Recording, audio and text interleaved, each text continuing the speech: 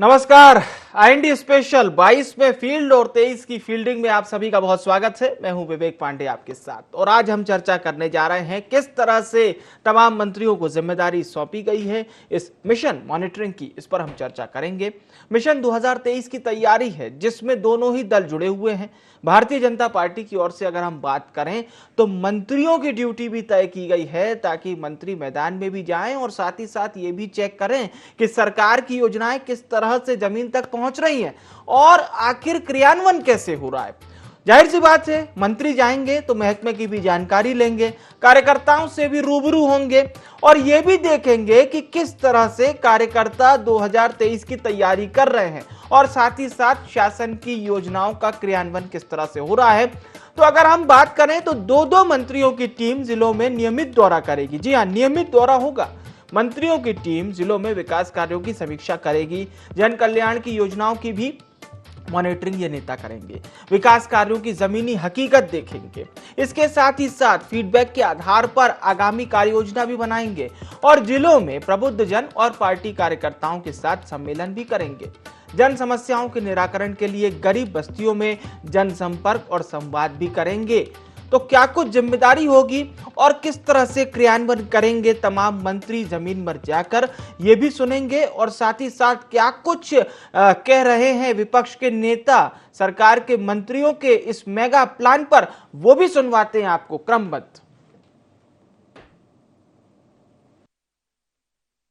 माननीय मुख्यमंत्री जी ने एक नवाचार किया है कि दो मंत्रियों के ग्रुप बन रहे हैं और एक ग्रुप 2-3 जिलों में जाएगा। वहाँ की सभी योजनाओं की मॉनिटरिंग, सभी कार्यक्रमों के माध्यम से, योजनाओं के माध्यम से हितग्राहियों को लाभ मिल रहा है या नहीं, इस सब की वो चिंता भी करेगा और मॉनिटरिंग भी करेगा। और ये एक नवाचार है, नया प्रयोग है और उसके माध्यम से दो मंत्री हर जिले में जाकर ये सुनिश्चित करेंगे कि सरकार का जो मंतव्य है वो पूरा हो। हाँ, लगे मंत्री जो अभी तक कुछ नहीं किया, उन्हीं के नेता कह रहे हैं कि कार्रवाई करो मंत्रियों पे, तो मंत्री कुछ नहीं करेंगे। ये केवल इनको इसलिए भेजा जा रहा है कि भैया कौन कौन को डरा धमका सकते हो, वोट ले सकते हो, किसको खरीद सकते हो। भाई डराना, धमकाना और खरीदना, इस इवेंट पे काम करो और जिससे हम सरकार बना सकें, जिस जो दुर्लभ है 114 नहीं 174 के साथ कमलनाथ जी के नेतृत्व में 2023 में कांग्रेस सरकार बनेगी। तो एक मंत्री और एक पूर्व मंत्री, वर्तमान मंत्री ये कह रहे हैं कि किस तरह से हम जनता के बीच में जाएंगे। वे बता रहे हैं कि मुख्यमंत्री शिवराज सिंह चौहान का ये मेगा प्लान है, किस तरह से इस मास्टर प्लान के तहत मंत्री मैदान में जाएंगे।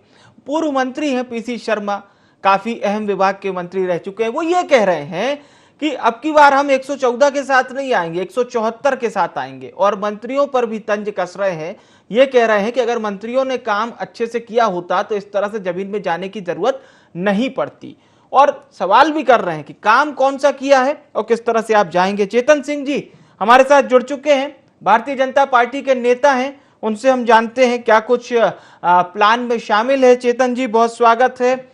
ये बताइए कि किस तरह से मंत्री जी मॉनिटरिंग करेंगे, तमाम जिलों की जिम्मेदारी भी सौंपी गई है। चेतन जी, देखिए, भारतीय जनता पार्टी में विकास की योजना, संगठन के सकारात्मक कार्य, ये एक निरंतर चलने वाली प्रक्रिया है। चूंकि हम सरकार में हैं, सरकार के माध्यम से जो जन कल्याण की योजनाएं हैं, जो किसानों की मांगे हैं, जो उनकी योजनाएं हैं, जो उनका समाधान है, जो गरीबों को लेकर के विभिन्न प्रकार की हमारी योजनाएं हैं, उन योजनाओं का फीडबैक है, उस योजनाओं का कितना लाभ आम जनता को मिल रहा है, नहीं मिल रहा है, ये सारी बातों का समावेश इन सारी चीजों में होगा।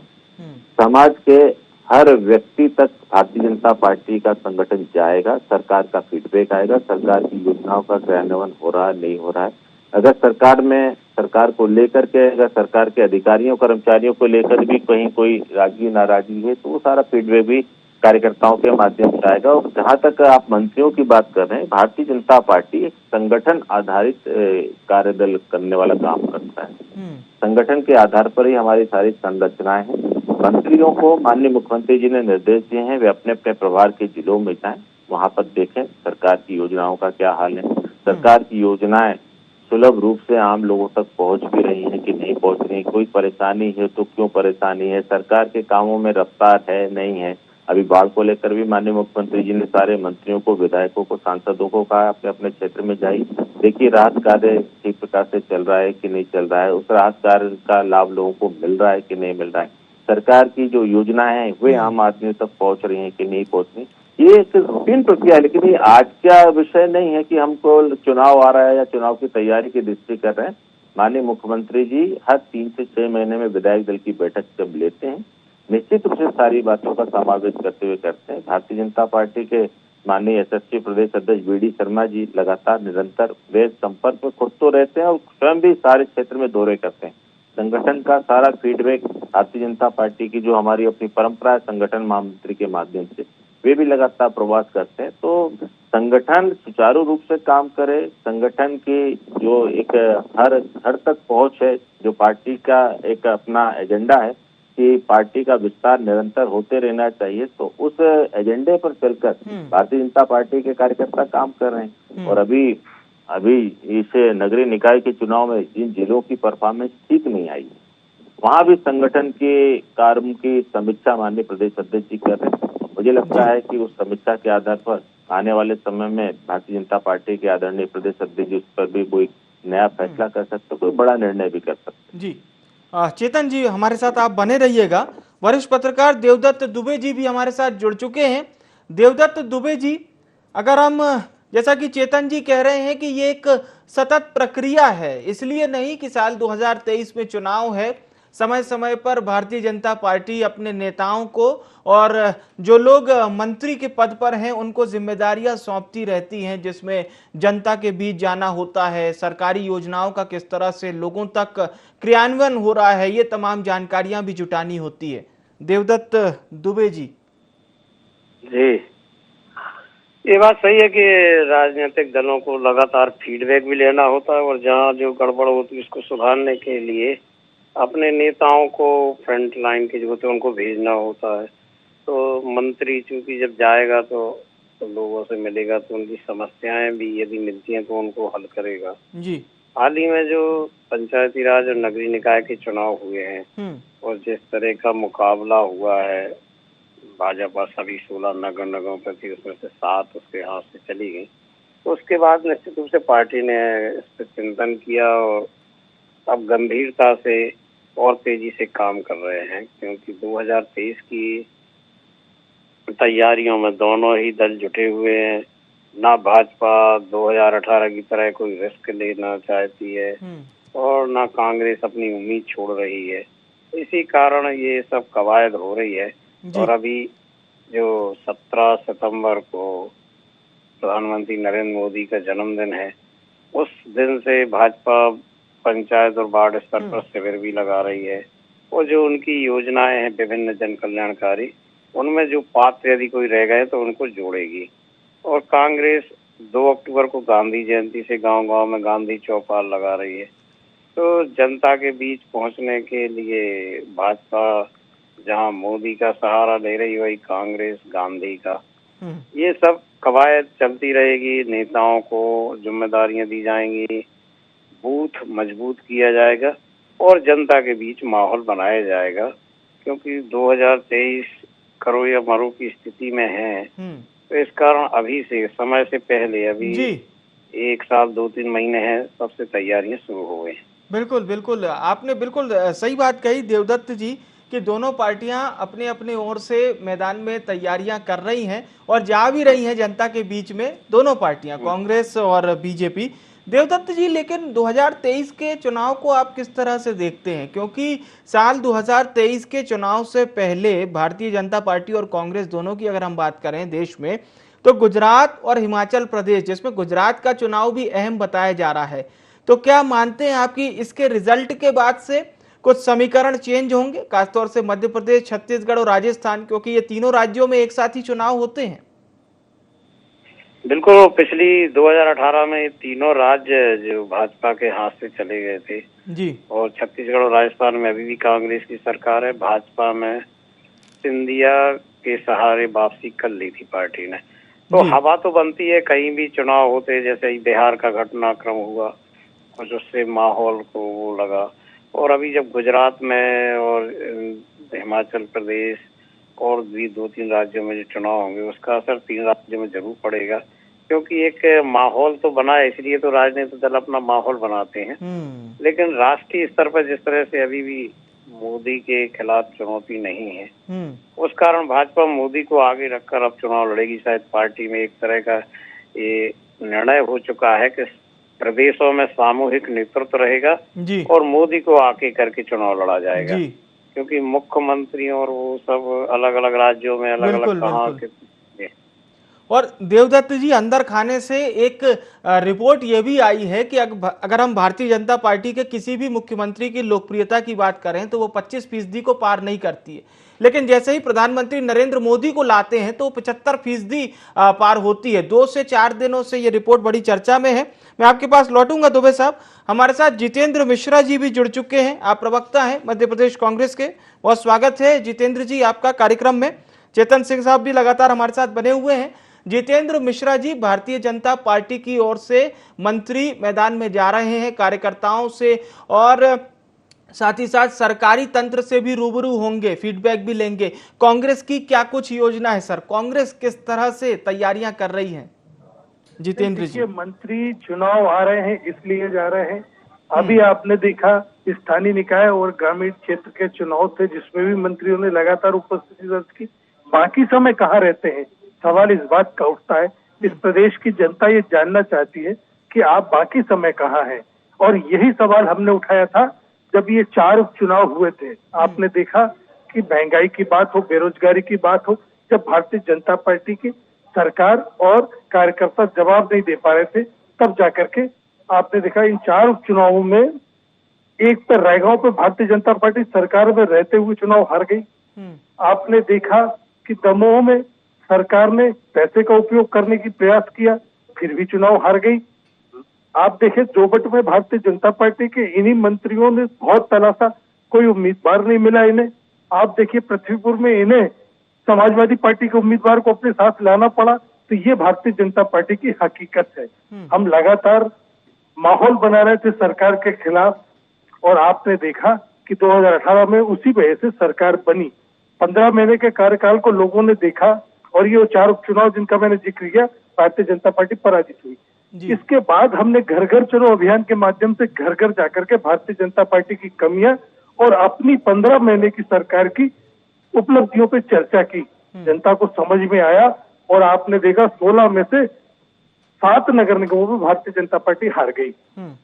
जनता ने वोट नहीं दिया, तो फिर ग्रामीण क्षेत्र के जो चुनाव हुए उसमें टेंडर वोट डाल दिया।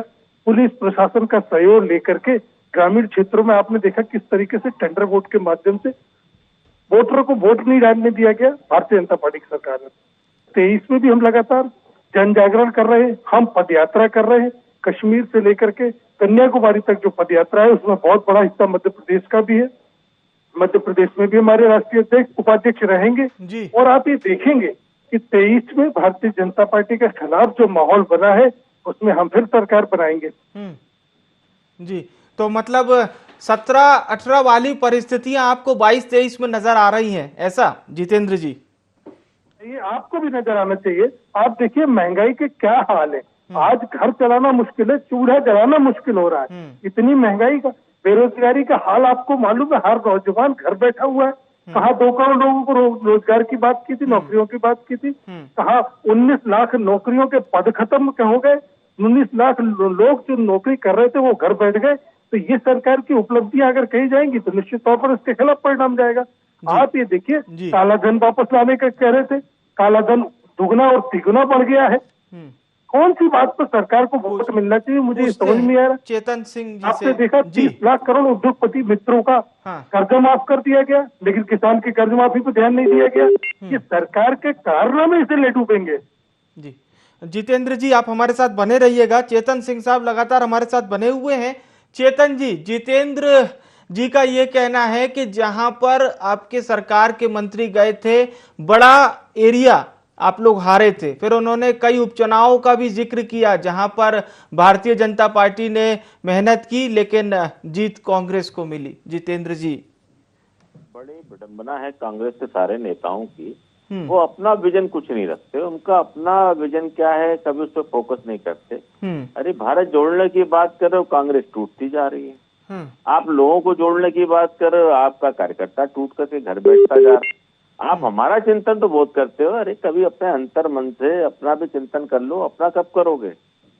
अगर ज्यादा हमारा चिंतन करोगे तो वैसे ज्यादा चिंता जो लोग चिंतन करते हैं, चिंता करते हैं, फिर चिता में तब्दील हो जाते हैं। तो आज कांग्रेस की स्थिति सारे मध्य प्रदेश में लगभग कमोबेश वही बन गई है कि हमारा चिंतन करते करते चिता के रूप में तब्दील होकर के खड़ी। ये मेरा आरोप नहीं है। आप विगत 7 दिवस की जो घटनाएं हैं, कांग्रेस एक आंदोलन है, कांग्रेस 126 साल 130 साल पुरानी पार्टी, आज उस पार्टी उस आंदोलन का ये हस्र है कि जो लोग 40 साल 42 साल 48 साल इस पार्टी को दिए, आज वे कांग्रेस को टाटा बाय बाय कह रहे हैं। और जो कांग्रेस के नेता जवाबदारी दे रहे हैं, जिम्मेदारी दे रहे हैं, तो कह रहे नहीं हमको उस पद पर नहीं जाना, काम नहीं करना। ये क्यों होता है? आप हमारे ऊपर सारे आरोप लगाओ, हम तो कहते हैं हमारे पास अगर इस मध्य प्रदेश में भारतीय जनता पार्टी के नेता के रूप में आदरणीय मुख्यमंत्री शिवराज सिंह चौहान जी और उनकी सारी फौज, आदरणीय संगठन के शिल्पी वीडी शर्मा जी हैं, तो साथ ही साथ के पीछे भी हमारे स्टार प्रचारक काम करते हैं। हम तो कहते हैं कहीं ना कहीं हमको दिग्विजय सिंह जी इस तरह के नेताओं की बहुत बड़ी आवश्यकता है, जो हमको लगातार काम करने के लिए नए नए मार्ग भी सुझाते हैं और ऊर्जा भी प्रदान करते हैं। लेकिन कांग्रेस अपने बारे में चिंतन कब करेगी? तो हमारा चिंतन इतना ज्यादा करते हो। आप कहते हो हमने महंगाई बढ़ा दी, आप कहते हो 20 लाख करोड़ रुपए का कर्ज माफ कर दिया, फिर भी जनता हमारे साथ है। अब कल को जब 2023 के परिणाम आएंगे, अभी जिससे कह रहे हैं ना कि प्रशासनिक गुंडागर्दी, तो पुलिस वाले, अरे पुलिस वाले गुंडागर्दी कर रहे, पुलिस वाले आपके कार्यकर्ताओं को बूथ पर नहीं बैठने दे रहे, ऐसा संभव है? और अगर पुलिस, अगर प्रशासन अगर आपके कार्यकर्ताओं को पोलिंग एजेंट के रूप में किसी बूथ पर बैठने नहीं दे, तो उस राजनीतिक पार्टी को इस मध्य प्रदेश में राजनीति करने का कोई अधिकार नहीं। हमने भी विपक्ष की राजनीति की है, हमारे पास तो हमने इस तरह के कभी ये अवसर नहीं आने दिए कि कोई पुलिस और प्रशासन का आदमी आकर के हमारे पोलिंग एजेंट को उठा दे। उठाने की तो कल्पना करना भी बेनामी है साहब। कोई बोल भी दिया कि कैसे ना, तो हमने उसको बता दिया है कि ऐसे। आपके नेता कहाँ हैं, संगठन कहाँ है, कार्यकर्ता कहाँ है? आप तो केवल टिकट बांटते हो। इस भी परिभाषा से उसको इंगित कर लो आप, जो सेटिंग जो गेटिंग आप क्या चलती है, और टिकट देने के बाद आपके नेता घर में सो जाते हैं। तो इस तरह से न तो पार्टी चलेगी न संगठन चलेगा। वहीं दूसरी तरफ देखिए, भारतीय जनता पार्टी के कार्यकर्ताओं को, जब पार्टी के कार्यकर्ता को हम टिकट देते हैं तो माननीय मुख्यमंत्री से लेकर के माननीय प्रदेश अध्यक्ष जी और सारा संगठन एक दूल्हे को चुनने के बाद सारी बारात चल करके अपने आप आ जाती है कि बताइए हमको क्या करना है, हमको कैसे चलना है। हमारे यहाँ तो प्रत्याशी दूल्हा बन करके बैठ जाता है, पूरा काम संगठन और संगठन का पूरा परिवार मिलकर के करता है। ये परंपरा आपको पैदा करनी होगी अगर हिंदुस्तान की डेमोक्रेसी में आपको काम करना है। आज आपके विचारों से लोग भाग रहे हैं, आपकी पार्टी छोड़ करके भाग रहे हैं। लोग कहते हैं डूबता हुआ जहाज है, भाई साहब इसमें कौन बैठेगा? अरे भाई जितेंद्र जी, आप लोग थोड़ा अपना चिंतन करिए। ठीक है, आप हमारा चिंतन करिए, लेकिन इतना तय है कि जब तक इस मध्य प्रदेश में माननीय मुख्यमंत्री शिवराज सिंह चौहान जी काम कर रहे हैं, कम से कम कांग्रेस के लिए 2023 में तो कोई स्पेस नहीं है। और देश में माननीय मोदी जी के नेतृत्व में 10 साल तो कम से कम कांग्रेस और कांग्रेस के नेताओं को इस बात का विचार भी भ्रम में भी नहीं आना चाहिए कि किसी प्रकार से उनकी इस देश में सरकार बन सकती है। रही बात देश के जनता जनार्दन की, देश के विकास की बात, निश्चित रूप से जितेंद्र जी आप सारे आरोप लगाइए, वो सारे आरोप हमें शिरोधार है, क्योंकि आपके आरोपों में भी हम कहीं ना कहीं हमारा मार्ग प्रशस्त कर लेते हैं। और जनता और देश दोनों को इस बात का भरोसा है कि भारतीय जनता पार्टी का साथ है तो सारी चुनौतियों का समाधान हो जाएगा। भारतीय जनता पार्टी का साथ है तो देश की सीमाएं और देश दोनों सुरक्षित है। इसलिए बाकी लोगों की बातों पर जनता भरोसा नहीं करती। यही कारण है कि भारतीय जनता पार्टी के पक्ष में आता है। जी जितेंद्र जी से हम जवाब लेंगे, उससे पहले देवदत्त दुबे साहब एक फाइनल कमेंट आपसे मैं अवश्य लेना चाहूंगा। जितेंद्र जी कह रहे हैं कि तमाम प्रशासनिक, क्योंकि कांग्रेस पार्टी से सिर्फ जितेंद्र जी नहीं, कमलनाथ जी भी इस बात को कह चुके हैं कि चुनाव में हमारे साथ पारदर्शिता वाली चीज नहीं हुई, फेयर गेम नहीं हुआ। कई जगह जहां पर कांग्रेस के प्रत्याशी हारे थे, अब उसमें चाहे निकाय चुनाव हो या फिर अन्य चुनाव भी हम जोड़ लेंगे, लेकिन कांग्रेस ये कहती है कि फेयर प्ले नहीं होता है। देवदत्त दुबे साहब जी, ये बिल्कुल सही बात है कि सत्ताधारी दल को ये फायदा मिलता ही है। कोई भी सत्ता में रहेगा, यदि कांग्रेस सत्ता में होती तो भाजपा यही आरोप लगाती, क्योंकि एक तो स्वाभाविक एक जो मानसिकता बन गई लोगों की सत्ता की तरफ झुकाव, और फिर दूसरा जो लोग उपयोग करना जानते हैं, तो कई जगह ऐसा हुआ। अन्यथा प्रत्यक्ष प्रणाली पे चुनाव होते ना तो कुछ और ज्यादा अच्छे पारदर्शी चुनाव होते। केवल मेयर के चुनाव हुए प्रत्यक्ष प्रणाली, बाकी सब वो अप्रत्यक्ष रूप से हुए। तो ये तो जब कांग्रेस समय में भी जिला पंचायत के चुनाव होते थे तब सदस्य उठा लिए जाते थे उनको। अब अपन कई जगह देखा कि परिणाम बिल्कुल उलट आए, सदस्य किसी के भी आए हों। भोपाल में 7 कांग्रेस के जीते थे, लेकिन जब वोटिंग हुई तो उसके 4 ही बचे, 6 भाजपा के साथ चले। तो ये सत्ता के साथ होता ही है कि स्वाभाविक रूप से जो बेनिफिट मिलते हैं, लाभ, वो लोगों को प्रभावित कर लेते हैं, और जो उपयोग करना जानते हैं वो कर लेते हैं। इसमें कहीं कोई नहीं, जो भी दल सत्ता में रहता है वो इतना तो उपयोग कर ही लेता है। बिल्कुल बिल्कुल। जितेंद्र मिश्रा जी, सर एक फाइनल कमेंट आपका। जितेंद्र मिश्रा जी।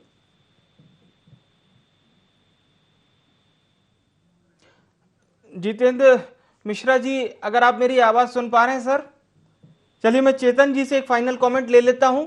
चेतन जी, हालांकि जितेंद्र जी का एक फाइनल कमेंट बाकी है, पर देवदत्त जी भी इस बात को कह रहे हैं, हालांकि उन्होंने बहुत ही अच्छे से बात बताई कि कांग्रेस पार्टी भी अगर सत्ता में होती तो कहीं ना कहीं आपकी पार्टी से भी आरोप आते हैं, जो हमने सुने भी हैं बीते समय में।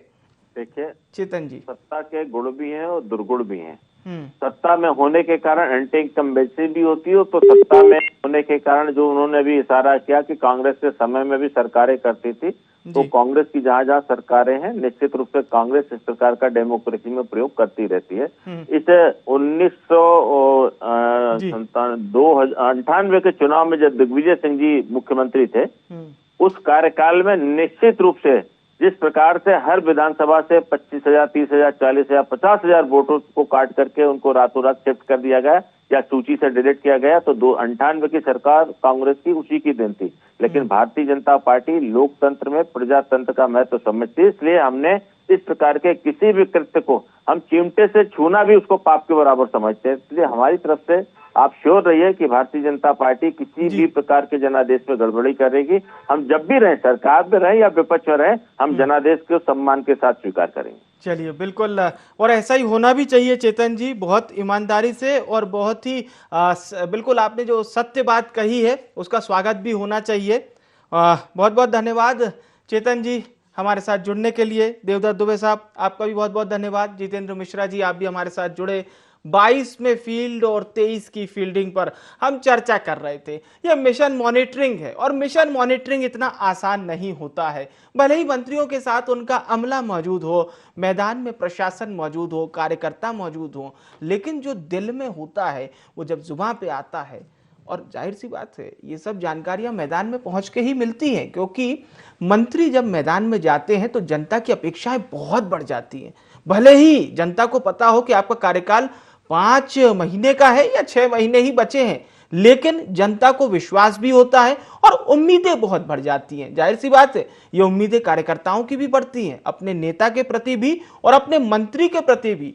उन्हें यह लगता है कि सरकारी तंत्र की ओर से आया हुआ कोई बड़ा नुमाइंदा उनके जो लगातार प्रॉब्लम्स हैं उसको दूर करेगा।